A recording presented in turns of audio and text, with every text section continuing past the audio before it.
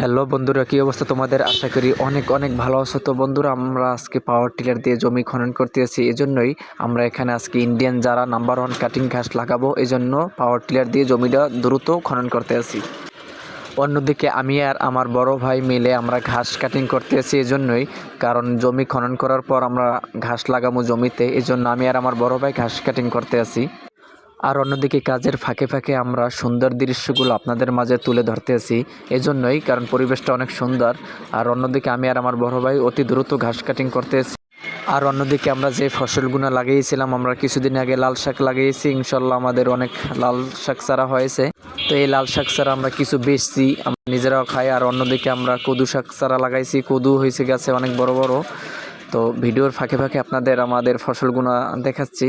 তো বন্ধুরা, ভিডিওটি ভালো লাগলে অবশ্যই আমার ভিডিওতে লাইক করবেন, কমেন্টে আপনার মতামত জানাবেন। আর ভিডিওটি যে যেখান থেকে দেখছেন অবশ্যই সাবস্ক্রাইব করে চ্যানেলটার সাথেই থাকবেন। আর অন্যদিকে আমরা আমাদের তরু তরকারি ফসলগুলো আপনাদের ভিডিওর মাধ্যমে দেখাচ্ছি। আপনারা বলে যাবেন যে আমাদের ফসলগুলো কীরকমের হয়েছে। তো আল্লাহর নেয়ামতে আমাদের ফসলগুলো অনেক অনেক ভালো হয়েছে, সবই আপনাদের দোয়া ভালোবাসায়। তো বন্ধুরা, ভিডিওটি যদি ভালো লাগে অবশ্যই ভিডিওটা লাইক করে চ্যানেলটা সাবস্ক্রাইব করে ভিডিওর সাথেই থাকবেন। আল্লাহ হাফেজ।